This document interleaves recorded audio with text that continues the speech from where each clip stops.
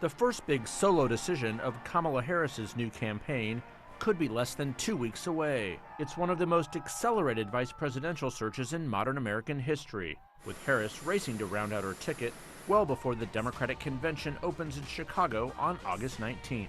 Top contenders hail from some of the biggest battlegrounds, like Senator Mark Kelly of Arizona, a former astronaut and Navy pilot, Governor Roy Cooper of North Carolina, a former attorney general elected 6 times statewide, and Pennsylvania Governor Josh Shapiro, another former attorney general who has won statewide 3 times. Also on the list, Transportation Secretary Pete Buttigieg, a 2020 rival who now calls Michigan home.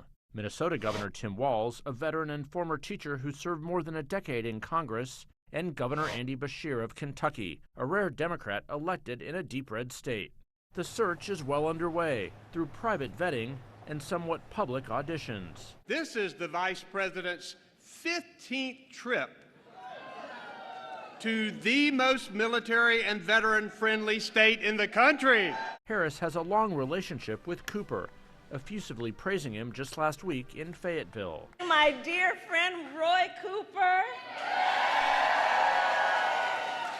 You know, Roy and I served together when I was Attorney General of California, and he was Attorney General of North Carolina. I've known him for almost 2 decades, and he is an extraordinary leader. But the vice president is not tipping her hand to any favorites among the contenders, all of whom rushed to endorse her after President Biden stepped aside. We've been friends for 20 years. She's an outstanding vice president. Shapiro has drawn even more attention, considering Pennsylvania is at the heart of any winning White House bid, a point he downplays in choosing a running mate. That is a deeply personal decision that should be made free from any political pressure. Only Harris can say how geography, biography, or other personal factors weigh on her decision. So help you God. I do.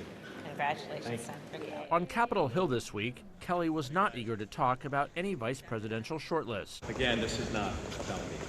This is about the future of this country. Buttigieg, less so. I think anybody would be flattered to be mentioned in that context, no matter what. I'm going to be doing everything in my power to make sure that she's our next president. For Harris, it's all part of her whirlwind and a bookend moment. 4 years after answering the call from Biden to be his running mate, You ready to go to work? she's getting ready to make a call of her own.